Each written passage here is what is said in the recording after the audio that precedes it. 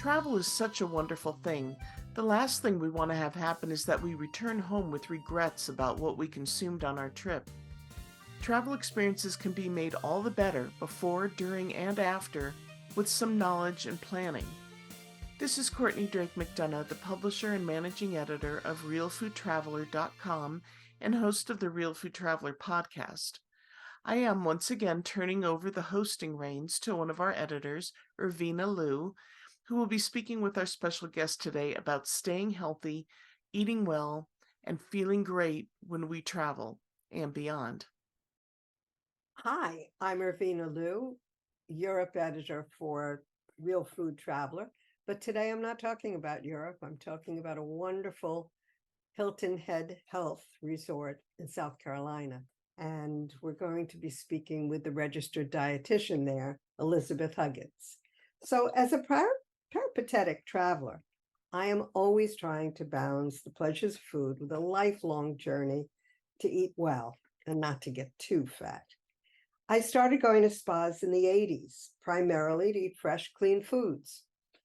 Way back then, and even still, unless one pays careful attention, travelers, particularly those taking road trips and spending time in airports, were doomed to eat unhealthy and frequently fried foods. At destination wellness resorts, healthy meals are part of the package, so there's no need to search for restaurants. And at a place like Hilton Head Health, where there's lots of educational program along with wonderful food, what people learn there can carry over to making good choices at home, in restaurants, and while traveling. This past June, I returned to Hilton Head Health. I don't know for the fourth or the fifth time. It's one of my favorite destination wellness retreats. I call them spas. H3, as it's called, is an all-inclusive wellness getaway with educational programs, 50 fitness activities a week, resort amenities, including a palm bedecked pool, which happens to be footsteps from a recently constructed 30-room hotel where I stayed for the first time this year. There's a lovely standalone spa and a full menu of spa services. H3 feels like a vacation resort as much as it is a wellness retreat. Its Shipyard Plantation location on Hilton Head Island in South Carolina is less than an hour's drive from Savannah Airport. The venue boasts moss-draped, oak-shaded paths for thermal walks and bike rides. It's near golf and tennis. There's lots of marine and naturalist activities, and there's a beach for morning walks on the sand. When I first visited there about 20 years ago, the focus was primarily dedicated to weight loss. They have evolved over the years and added more holistic mind, body, and spirit programs while remaining a leader in weight loss and wellness. This season, it launched Renew, which focuses on well-being, self-care, and personal fulfillment. I participated in some yoga and meditation, but being me and primarily food-focused, I spent lots of hours attending nutritional lectures, including one by our guest, registered dietitian Elizabeth Huggins, MESS.RD.LE.CDE, and please explain them all, did one session about mindful eating, which I found particularly interesting. But in 2018, when I last visited, she took me on a private trip to a supermarket to point out some healthy choices, which she does with guests. During that little trip, she introduced me to a valuable shopping application for my phone called Fujicate. Welcome, Liz. Would you tell me a little bit about yourself? Explain all of your credentials, please, and the role you play at H3. Absolutely. So thank you very much for the invitation to join you. It's quite a pleasure, and I'm excited to share some information. So as far as your first question, my background, so I am a registered dietitian, and it's been a little over 30 years now. I've definitely had a lot of experience working in more of a clinical setting in hospital outpatient programs, specializing in diabetes and cardiac rehab. So the MESS is a Master of Exercise and Sports Science from the University of Florida. And I focused on clinical exercise physiology And so that got me into cardiac rehab. So I had been a dietitian. My undergrad is from University of Texas. I have to say hook 'em horns. And I really wanted to have a little bit more of a variety. So I branched out, added the exercise physiology. The last initials, they're interesting because forever I've been a certified diabetes educator. Recently, they changed up the terminology a little bit, and it's certified diabetes care and education specialist. So, encompassing or expanding out that it's beyond just education, that it's also really care and management of diabetes. So the great thing about Hilton Head Health, it is a wellness spa, but we have a lot of people that come that are very serious about health conditions that whether they're trying to avoid because it's in their family or maybe they are experiencing some problems. And the thing that is just amazing about coming to Hilton Head Health is the fact that you can talk about things, but it's another thing to experience it, to actually, as you were saying, eating different foods, perhaps eating in a keeping to more of a schedule. And certainly, as a dietitian, I don't want people to be crazy with having to eat at a very specific time. But I think out there in the wild, I will say people get into lots of bad habits, skipping lunch, becoming really, really hungry. And I know this happens when you travel. My next door neighbor, they took a lovely trip to Italy and they were joking about their daughter and noticing that the longer they did sightseeing that they had to find food for her because she got a little grumpy. And so, whether you are talking day to day or you're talking about fun traveling, I think structure is super important. So when you get to a place like Hilton Head Health, and maybe you notice that timing really makes a difference in your energy, your mood, your food choices. There is definitely something about just getting out of your usual environment and experiencing food, activity, relaxation, and having some nice structure. So I think that wraps up as far as like my background, my credentials. Okay, as a teacher, we always used to say structure is your friend. Yes. There were two things. Structure is your friend, and what part of no don't you understand? Anyway, I had once attended a week in Canyon Ranch in Arizona. They had a diabetes educational week. They had many guests, as you do, with diabetes. And I have diabetes genes, let's say, it rampant in my family among cousins. And that was always something that was very, I'm very cognizant of, that it's, I used to write about it, the number of people in our society that are prone to diabetes, it's outrageous. Do you have those figures? I'm taking this off the top of my head, but there's just an enormous number of people. What number of guests get in diabetes? Statistically, I was looking at something recently that said, as far as Americans, that we are up to about 40% have either excess weight or more severe excess weight. In terms of diabetes or pre-diabetes, in some populations, it's very, very high, but sadly in adults, we're creeping up, and this is including that pre-diabetes, up into the range of as high as 40%, it is crazy. And of course, that's type 2 diabetes specifically. I do want to mention in November, we are doing a diabetes specialty week. We haven't done one in a while since COVID, but that is something coming up that will be fun. And, I think we had great community when people came and, we're talking to other people and sharing, things that work well. And, even if it's talking about something like controlling sleep apnea, for example, or how eating differently really improve their blood sugars or continuous glucose monitors. So I'm looking forward to that, like I said, in November.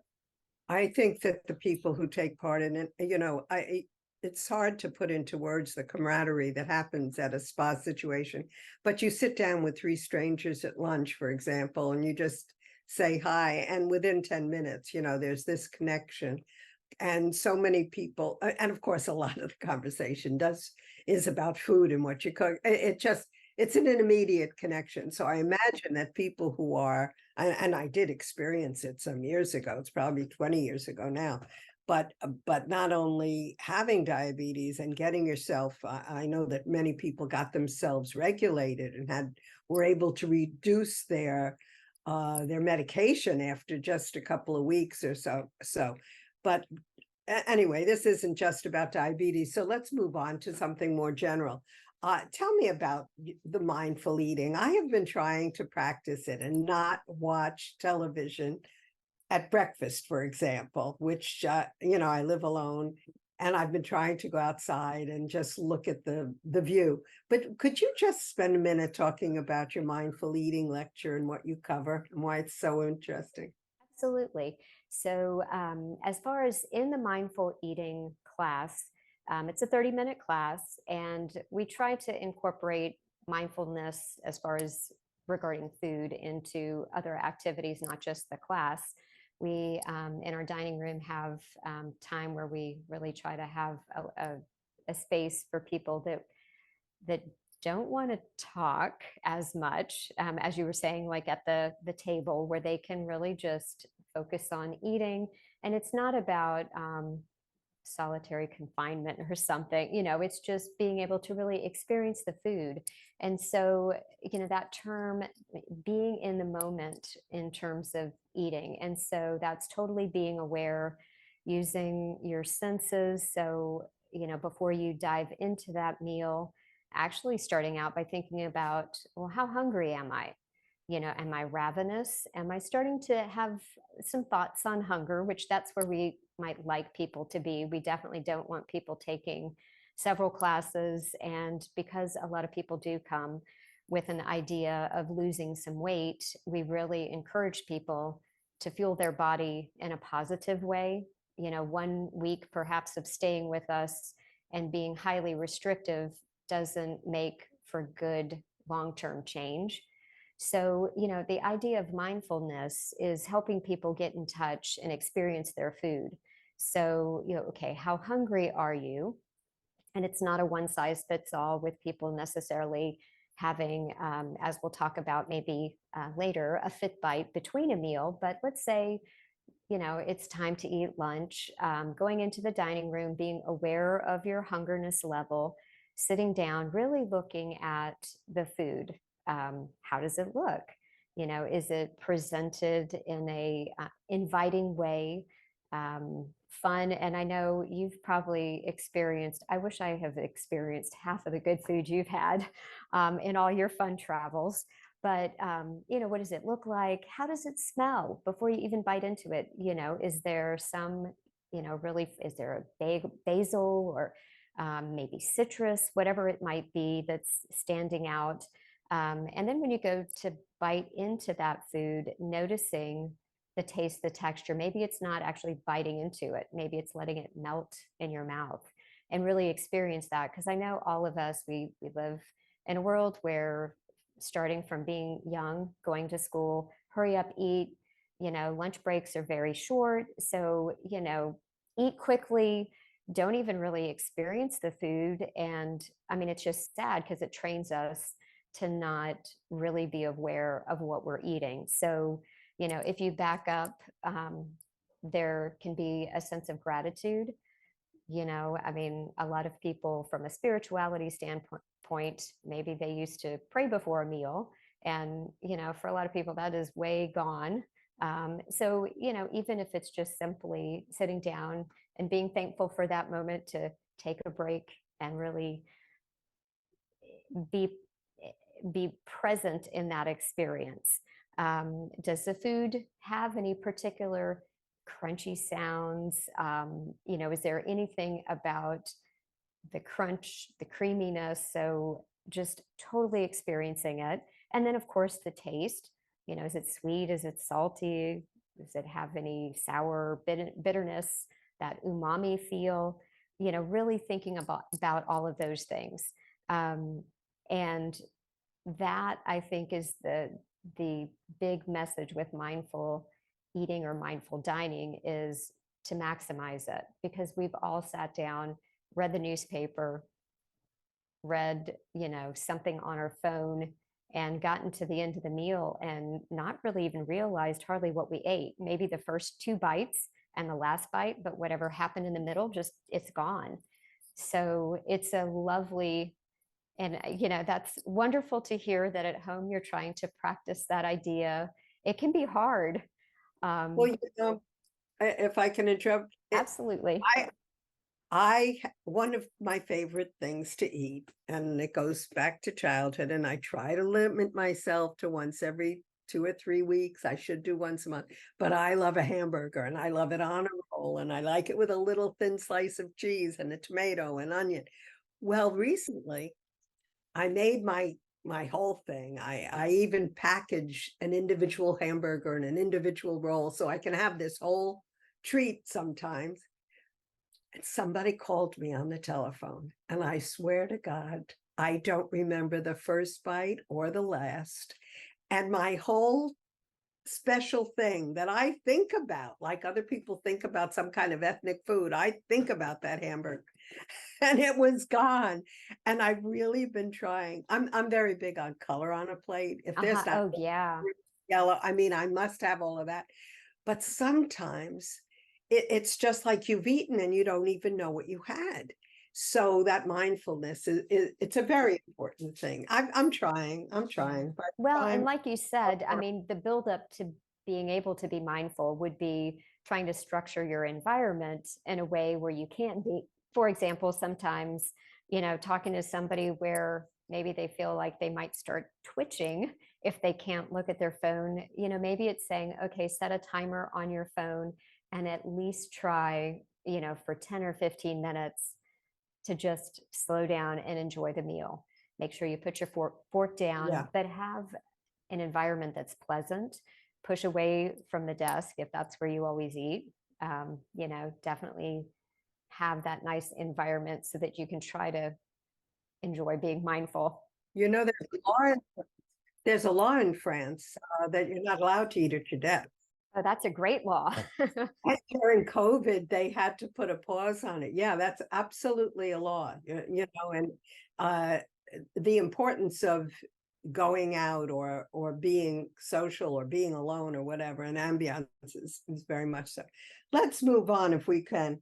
I mentioned that I was lucky enough to go shop with you. Look, I've been a Weight Watcher since 1960. My third daughter was born in 1968. And she was born November 28th. I became a Weight Watcher like January 4th that year. And we're still re-upping it. So I have been paying attention to these things for 50 years, maybe. Some people that you take to the supermarket don't have a clue. And I think I'd love you to talk about that experience. I mean, I learned a whole bunch of different brands and items with you. And I think that some people starting from Zip, they just, they look at the package or they like their Lucky Charms or something, and they don't think about what they're buying. Could you talk about Fujicade and what you do in the supermarket that our listeners could perhaps do on their own? Absolutely. So, when you look at health outcomes, one of the big things now that research is pointing to is that ultra processed foods are getting us into trouble. Processing is not evil. I mean, food has to be processed to eat it to some degree. Even something like oatmeal, it's still processed. But when we're digging into lots of packaging, chances are the degree of processing goes up. And so that's where reading the label becomes very, very important. And I always like to say, sometimes, and of course, your audience probably enjoys some really fine dining. And so in saying this, of course, this is the case. But, as a dietitian, I do like to emphasize food isn't always about nutrition, right? It can just be because it tastes good and it's fun. And like we were just talking about, enjoying that moment. But if you are specifically looking at it from a health standpoint, you have to read the nutrition facts part of the label. And even that can be confusing. At Hilton Head Health, we have classes, trying to get to the point, making it as easy where somebody can look at that label and figure it out. But of course, the front is marketing, the front of the box or package is marketing, and marketing can do wonders. But when it comes to looking at that food label, that's where you'd start when you're thinking of nutrition, quality of food. Of course, Bob Wright, who has been at Hilton Head Health for a long time and is a key part of our program as far as education, he likes to emphasize a concept of unwise, better, best. And if you think of unwise, certainly maybe we eat food just for fun, like I said. But if you're thinking of unwise, what makes it unwise? Well, if you're thinking specifically for health purposes, something that's very high in salt and sugar, you don't want to eat that all the time. So when you're heading into the grocery store, that concept of unwise, better, best, and then quantity and frequency, those are key places to start. So as far as Fujicate, it's a neat little app, I will say. Like a lot of apps these days, they have a basic level that's free, and then they have a premium, which I think it's like $40 or $50 a year for the service. But what Fujicate offers is basically a way maybe to hold your hand a little if you're trying to assess food labels and maybe come up with a better option. So I always tell people, if you're going to use the app Fujicate, still try to evaluate the food label on your own before you do your scanning. So, come up, like, let's say you're looking at extra virgin olive oil. What would you think extra virgin olive oil would get as a rating? And the way Fujicate does a rating is you have A all the way down to D's. Nothing gets an A plus and nothing gets an F. So, most people would say, oh, olive oil, I've heard that's really good, healthy, that should be an A. Well, it gets an upper B. And so the way this Fujicate app works is you would, of course, get it all set up, and it has a scanner feature where you can scan the barcode of the product. And then it gives you a letter rating. And once you have your letter rating, you can touch on explanation, where it'll give you the reasons why it selected perhaps a better rating or a less desirable rating from a nutrition health standpoint. So let's say you scan in a product. Dave's Killer Bread tends to be popular. Well, they're not all the same though. Like there's a Dave's Killer Bread that's a white, done right. And if you scan that in, it doesn't get a great rating because it's still, very processed, lower in fiber. And then you have the seeded version that gets a better rating. So let's say you head off to the store and you're like, okay, Dave's Killer Bread, that's good stuff. And you pick it up and you scan it, and maybe it catches your attention because it doesn't get the rating you thought. Well, you can touch on alternative, and basically it'll give you products within the same category that get a better nutritional score, which is really nice. So I think for a lot of people, that is a super handy feature, where you can go to the store and, you can scan things at home and already know what you're going to look for before you go, or you can scan in the store. So it doesn't just have to be an in-store app as far as using the food grades or rating. But it really is nice to know that you can think about what you would rate it, scan it in, see what it rates, kind of compare the rationale. And then if you want to look for a product that would get a better rating, perhaps maybe it's better because it has more fiber in it, whatever it might be, it will give you options. So that's really neat. The Fujicate app, they've expanded along the way, and you can definitely track foods like a lot of the food trackers out there as far as calories. It will, for some people, maybe that's a benchmark where maybe they don't want to use it all the time, like every single day. As a dietitian, I think all of these apps are useful tools, but for some people, it could lead them to be a little crazy with constantly scanning and counting. And, that kind of gets away from being in tune with your body. So I feel like there is a balance within that, but you can certainly use this app as a benchmark. Maybe somebody uses it all the time. And, maybe you just kind of use it in spurts where maybe you want to benchmark, try to eat well, and then maybe you do some recording in the future. Once you do something like a food rating on old-fashioned oatmeal, you've scanned it in, it gets a nice rating, put it in the cart. We don't necessarily need to scan it over and over again. So I feel like, there is a decrease in usage with that food scanner along the way. There is also a sense of community. And with the Fooducate app, they do have food and nutrition tips that basically drop into your inbox. On the flip side, I know a lot of people get way too much mail. And so, if you do join, just know you'll get emails, and I'm sure there's a way to back down the frequency of how many you get.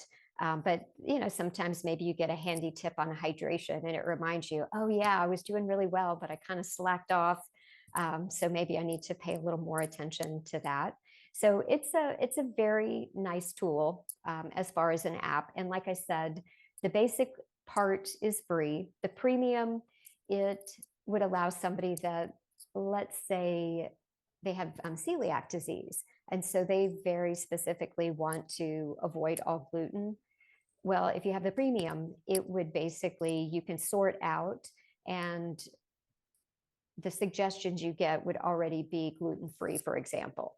So it can be more tailored to a person, or let's say somebody's trying to keep their sodium lower. So, that's a nice little feature for somebody that wants to move beyond just general nutrition advice.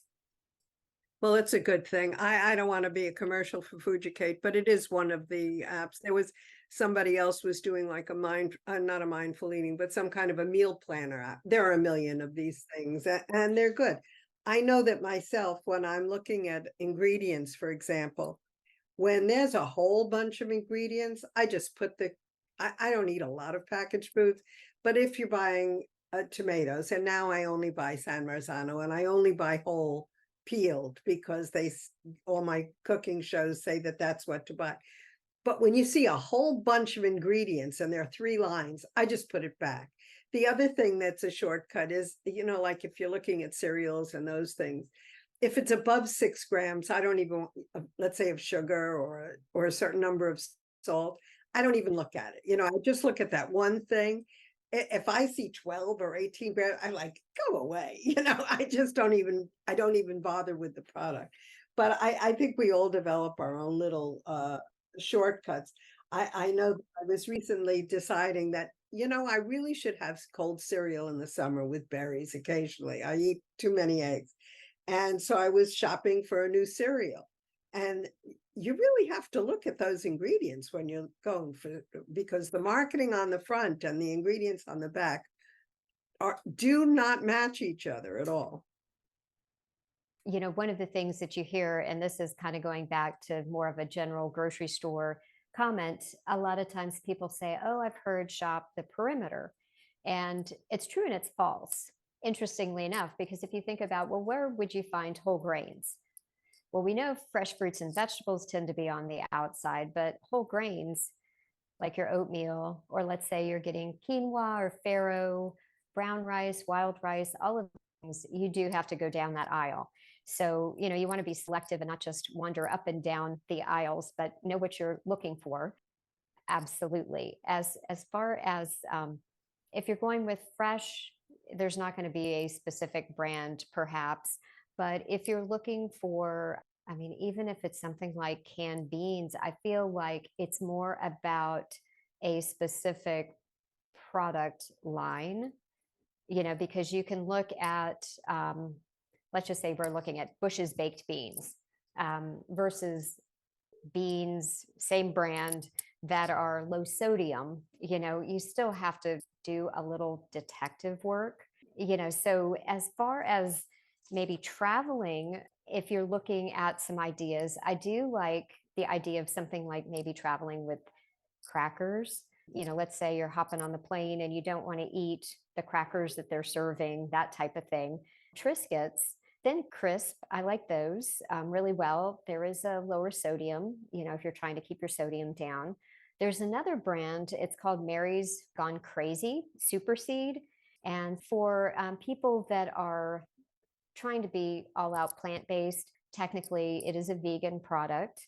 And then it's also gluten-free for people that are watching out for gluten. So there is within that Mary's Gone Crazy brand, they do have some crackers that perhaps are not as high in fiber as others. So, once again, you always have to still do a little bit of detective work within that. Simple things. And, certainly if you were traveling, ideally you could say, well, I'm going to pack all my snacks. But if you're looking for things that are convenience where you're not going to actually put it in a Ziploc bag, maybe something like the original Skinny Pop in the little single serve, that could be an option. You can find some roasted edamame. I think it's Sea Point Farms. That might be another option where, it's not going to spoil. Because certainly if you're traveling and it's a longer, like let's say it's a flight where you're not going to have access to keeping it cool, something like those types of snacks would at least be better. It's interesting. Yesterday I was talking to a lady and she said, we have little single serve prunes.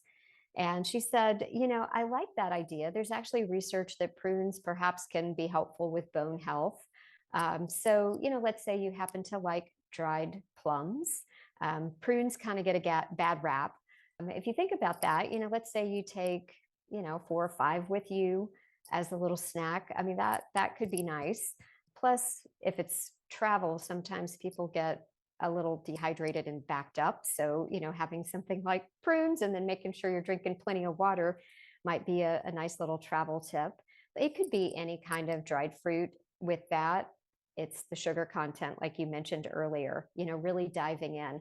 I do want to mention the labels can be a little bit confusing in that, let's say, I think we had talked about the Horizon organic low-fat milk that comes in the little pack, where it doesn't have to be refrigerated. And with something like that, if you look at 8 ounces, it will say, and this might not be exact, but it's something like maybe 13 grams of sugar. And then below that information, indented, it will say 0 added sugar. So if you are reading the label and you're specifically zooming in for sugar, make sure that you tease out, is it an added sugar? And that number will be part of the sugar. So like with milk, it has lactose. But if it were chocolate milk, for example, it might say that there's 20 grams and, maybe 7 of it was added or whatever it might be, just as an example. So, I feel like it's hard to get too brand specific because it depends on the area of the country. Some places are more local, but, definitely having some simple snack ideas if you're hitting the road, definitely good. And we could break that down into, are you going to make your own? And is it something that can last a little longer? Or is it something that's totally shelf stable for a while and isn't going to melt in the car or whatever? I'm pretty, I've been eating baby applesauce. Well, now they have the individual pack. I mean, now for the past 100 years. But when I went to college, it was baby applesauce. And once I lived for 6 weeks in a convent in Salamanca. I was studying Spanish in Spain. And I didn't eat all of the heavy meals that the nuns prepared. And I bought the 3-ounce cans of tuna fish and a little jar of olive oil. And they had the most wonderful breads and the most wonderful salad. And all I did was open the tuna and throw it on the salad and have the most wonderful lunches. But now one of my travel friends introduced me to it, and I do it all the time since. She packages peanut butter and jelly in Ziploc bags for planes. And, I do it on the Dave's, that low calorie Dave's. It's like, I think some of them are 70 calories, and the seeded breads and a smear of, I use Skippy's. It's bad, I know, but I use Skippy's, and my friend makes preserves. But it's the most perfect thing on an airplane, because even on an overnight flight, you can wake up at 5 a.m. and before they feed you those awful sugary whatever snacks that they give you, the pastries in the morning, which really I'll go for a great croissant, but I don't waste my calories on those airplane snacks. And a PB&J when you wake up in the morning on a plane is as good as for dinner. And on a plane, you have to worry about what smells. You can't, like the tuna fish or Yeah, forget the oh my tuna. God, I think I once took a to-go thing from dinner once to the theater, and the whole theater stunk from my lobster whatever that was sitting in a bag under my seat at the theater. It was terrible. But you have to be really careful. And PB&J, and I know there are lots of people do more healthful things than peanut butter. What do you propose for that? Well, it's interesting because going back to that idea of unwise, better, best, if you're traveling and maybe you had to get up so early that you really just weren't hungry, ideally, if you can time it so that even if you had to eat maybe a little early, you can just have a good meal, that's balanced where you've got protein, some carbohydrate, fat, whatever that might be, but a meal that's going to be satisfying, where, then when you're traveling, you're not having to worry about carrying things. But if you said, well, peanut butter and jelly, I mean, actually, that offers great nutrition if you're using the right bread and a decent peanut butter. And even if it's not the best peanut butter, it's still better than probably hitting a fast food place and getting something that's fried with French fries and maybe then saying, oh, what the heck, I'm going to get a soda, something like that. So, I feel like that. I personally like an apple, and you can take an apple and slice it. And if you don't slice it all the way through, it will stay together. Some people might, put something around it. Obviously, if it's in a Ziploc bag, it's going to stay together so it doesn't brown. And, basically just a nice cold apple and peanut butter. I like that texture because the apple is kind of juicy, and the peanut butter, for some people, maybe they think it's a little too thick or pasty. So, something like a sandwich and, or peanut butter, apple. I mean, anytime you probably look at travel tips, you'll see things like, well, take fruit, um, as far as a banana, as long as it's not going to get squashed, because that would be quite a mess. Um, Dried fruit, nuts, those types of things. I was thinking that if you're going someplace and let's say you're trying to improve the quality of a breakfast, like let's say that they have oatmeal, but it's going to be plain, um, and you don't want to maybe doctor it up with a lot of sugar or something like that. For people that do enjoy things like flaxseed or chia seeds, you could actually take your dry ingredients that you might want to add to kind of enhance your oatmeal, maybe make it a little tastier if you like walnuts and cinnamon, kind of have your own little mix that you could add. The other thing, if you like overnight oats, you could certainly have your dry concoction. And then when you get there, if you're staying in a hotel, I mean, even if you don't have a refrigerator, most hotels have at least some kind of a beverage these days, as far as whether it's milk or a plant-based milk option that you could add and actually make overnight oats, which is kind of fun. So, some little ideas there.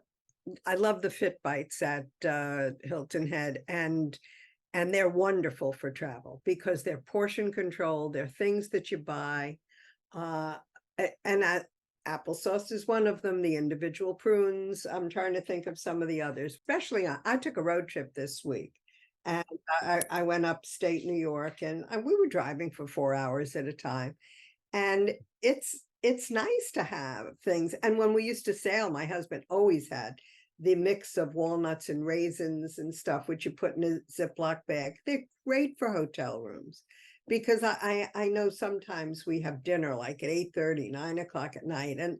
And I don't want to just drink and eat peanuts kind of things at a bar. I mean, I need to have something substantive at 5 or 6. So the idea of Fit Bites, Fitbite is a term that Hilton Head Health coined, and we could call them healthy snacks. But I think the problem with the word snack is for a lot of people that conjures up the wrong types of foods, Doritos and Cheetos and candy bars as a snack.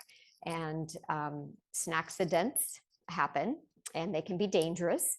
Especially if you know that you're going to be eating foods that are already maybe richer. If you can kind of keep your snacks healthy, at least you're kind of keeping a happy medium.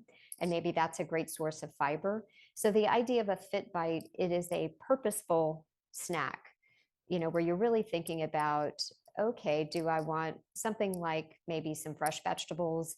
And, not everybody does dairy, but, maybe you have the little single serves of cottage cheese, or perhaps it's a cheese stick, or like we were talking about, things like peanut butter.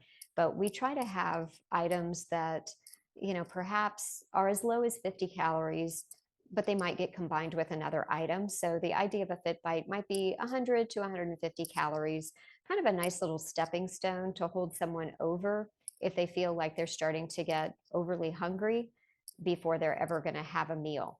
I have to say, during COVID, it really was highlighted to me how much I just like packing for a road trip, like packing snacks, as opposed to kind of saying, all right, let's get on the road and we'll find something.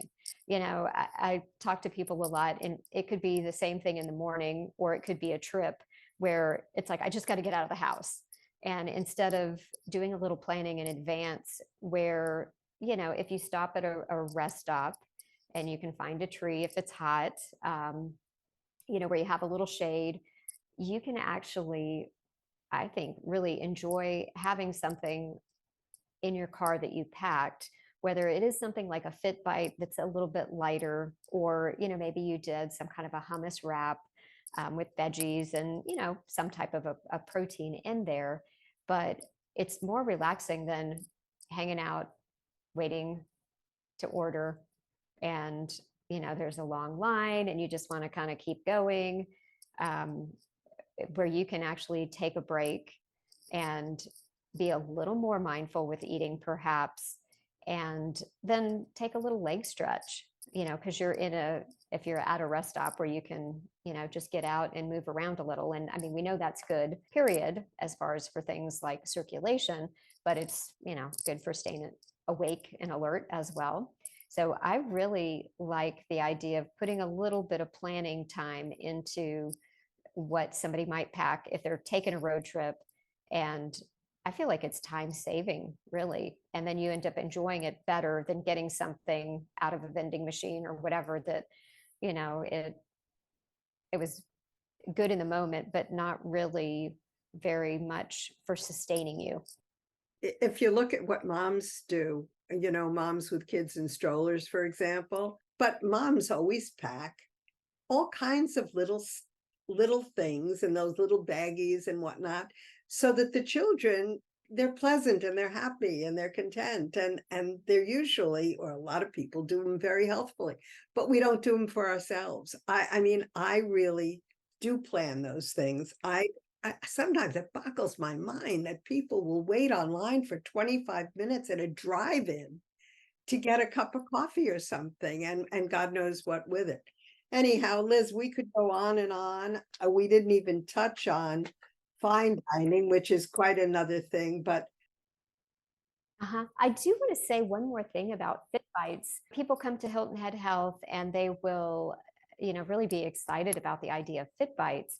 And it's not anything that's hard to do, but one of the things about Fit Bites is having it in a container. If you have this idea, like let's say I'm going to have fresh fruits and vegetables, yay, I'm going to try to be healthy. When you get home from the store, you've got to make sure that you maybe in that whole motion of I put the things away I need to, I'm going to wash these fruits and vegetables, and all in one motion. And then I'm going to put them in containers that are inviting, that look pretty, not put them down in the drawer and hope they turn into Fit Bites, but very purposefully, maybe it's a little single serve containers. If somebody really needs that structure where they start getting hungry, they open up the refrigerator, there it is. I reach in and I've got it. That is so important. I wrote a book for working moms, and one of the things I said, and this is 1986, you do exactly that, and you put a lower level on the refrigerator door, just a shelf. And the shelf is filled with, maybe it's a carrot stick, maybe it's a cut up orange, maybe it's, walnut, whatever it is on that little shelf. But a kid can actually choose their own, at eye level for the practice. They can choose their own snack. Well, we should do that for ourselves and just have a snack of things. Really have to be purposeful to do it, so that when you really want to get up from your desk and go in, like take a minute and go into the refrigerator and get a cup of coffee or a glass of water or something, you can grab something, and they call it a grab and go. And I think they're just invaluable. And I think that idea of eye level is so important. Right. I'm a little shorter, but let's say you're a tall person and the middle shelf isn't such a good place, but the top shelf is a good place, where Right. you're going to open it and see it. And then keeping your refrigerator tidied up where those fit bites don't get pushed to the back and lost. I have them in an old plastic shoebox, which, those, and I keep the little hummus and the one serving of yogurt and the servings of applesauce and the hummus and all those different things in that shoebox. And it's really convenient for me. And everything in there is, occasionally there'll be low sugar chocolate pudding or something, but there's just something in there that I can grab.